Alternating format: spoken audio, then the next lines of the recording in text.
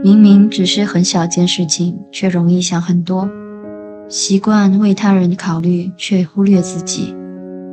喜欢独处，但又不算内向，总会被别人说是害羞或者敏感。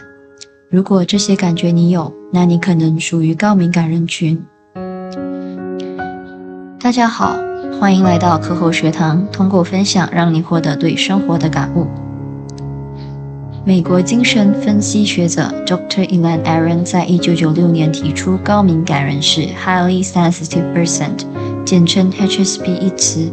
它不是疾病名称，也不常见于医学领域，而是被归类在心理学及社会学的范畴中。换句话说，它不是疾病，是一种性格。目前全球大约有12至28%的人口属于高敏感人群，而有许多人会将高敏感人群和内向画上等号，但其实这两者并不是同一件事，因为高敏感人群不仅仅是内向可以表达得到的。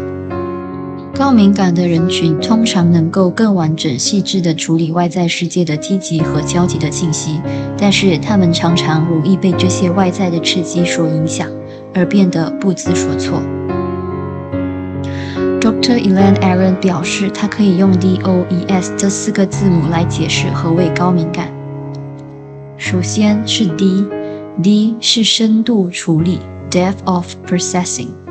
高敏感人群处理任何资讯都非常深入，他们常常给人一种优柔寡断的印象，因为他们会仔细考虑每一个决定可能造成的后果，所需付出的代价，甚至是可能对他人造成的影响，别人如何看待自己等等。他们会用这种超乎复杂的思绪面对大部分的事情，时常的思考会让他们的观察更加透彻，想法更加成熟。O 过度刺激 Overstimulation。 深入处理资讯后，这些资讯对高敏感人群来说带来的刺激都不小。高敏感人群常常被认为很多意见或者很挑剔，因为他们会过度在意小细节，比如今天的天气如何、湿掉的衣服、弄脏的手脚等等。虽然没有人会在这种情况下感到舒适，但是高敏感人群过度在乎会让自己抓狂，甚至会不断向身边的人抱怨。接下来是E，情绪反应和同理心 Emotional Reactivity and Empathy， 容易和接收而来的外界资讯共感。高敏感人群十分擅长于替别人感到难过，也对别人遭受的痛苦特别敏感，这是因为他们容易感受到别人的情绪，并且有强大的同理心。这样的他们非常不喜欢看打打杀杀的电影，因为那会让他们觉得自己也同样被千刀万夺。最后一个 S， 敏感刺激 Sensitive Stimuli。 在察觉细微变化上，高敏感人群往往展现惊为天人的超能力，而神奇的是，不同的他们拥有的超能力也不大相同。有些呢是对气味特别敏感，有些对口味比较敏锐，更常见的是一些无法忍受一丁点噪音的高敏感人群。高敏感人群有什么特征呢？1. 睡眠不足，难以做事。高敏感人群在睡眠不足时状态会很不好，他们比别人更容易暴躁、昏昏沉沉和紧张不安。研究表明，高敏感人群需要更多的睡眠才能够正常的生活。2. 对声音、气味、味道异常敏感。热闹的酒吧，人来人往的大街上，听起来是不是很可怕呢？复杂的声音、气味、视线会扰乱他们的思绪。当拥挤在人群里吵闹中，高敏感人群很容易感到不知所措，甚至可能感到崩溃。3. 经常感到情绪疲惫。高敏感人群对周遭人事物比别人更深刻、强烈，所以轻易被别人的情绪感染以及影响，尤其是当他们在外太长时间，情绪就像是被别人用遥控器可以掌控着。4. 很难放下，往前看。高敏感人群被别人伤害后，即使很多年以后也会一直回想，耿耿于怀。情感上的痛苦，无论是被抛弃、分手、伤害，总感觉一直被缠绕着。5. 具有很高的惊吓反射。他们很容易被一点点的声音、偷袭给吓到，因此时常怀疑自己神经衰弱。6. 不喜欢改变，他们已经有一套自己的习惯，熟悉的东西会给他们带来舒适感，突然让他们更换，会让他们心烦意乱。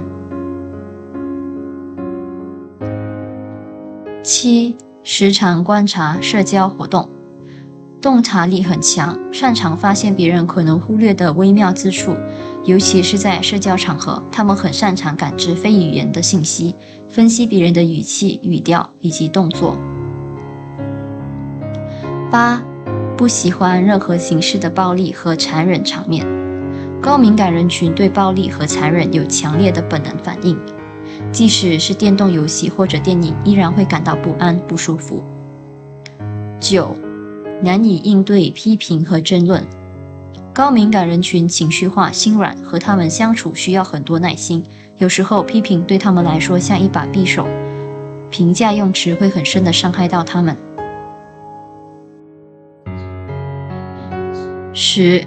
抗压能力较弱，突然要求高敏感人群完成几项任务，加上时间压力，会让他们感到极度焦虑，他们难以同时间做很多东西，他们更愿意放慢脚步，一件件的完成。11. 容易受到他人的情绪影响，高敏感人群比大多数人更有情感意识，所以他们更容易、更深刻陷入共情。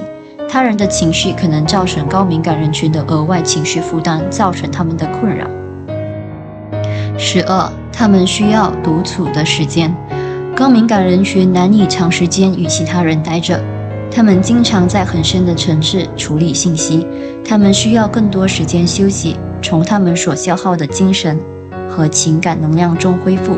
忙碌的时候，他们会想要抽离，像是躲在被窝或者是黑暗的房间里，让他们能够远离刺激的地方。13. 肚子饿会让他们容易愤怒，高敏感人群对饥饿的反应很强烈，会扰乱他们的专注力和心情。14. 在大众面前容易感到不安，有些人喜欢做众人的焦点，但高敏感人群宁愿退到无人关注的角落更自在，因为在大众目光下会令他们有窒息感，如果要在大家面前演出或表演，会带来极大的压力，因为这样他们总是被父母或者身边的人说是害羞以及敏感。咦，这样看起来高敏感人群是不是都很麻烦，没有一点优点呢？但其实不是如此，高敏感的我们拥有高度共情的能力，强烈的责任感，拥有更丰盛的内心世界，喜欢与人深度交流，总是探索着自己的内心世界。丹麦心理治疗师 Ilse 在《高敏感是种天赋》书里肯定了高敏感人群的价值。他认为每个人都应该享受自己独有的能力，真正的做自己。此外 Dr. Elaine Aron 形容呢，高敏感族群是融合了各种不同特征的一群人，比如有良知的、有创意的、总是获得灵感的、容易受到他人影响、很有同情心等等。尽管这些特征可能会为人生带来负面影响，但这些特征同时也是成就创造力、同理心以及亲密感的来源。人们经常会忽略一个事实，那就是在安定环境中，高敏感族群其实比一般人更容易获得幸福感。你是生活的创造者，而非被动适应者。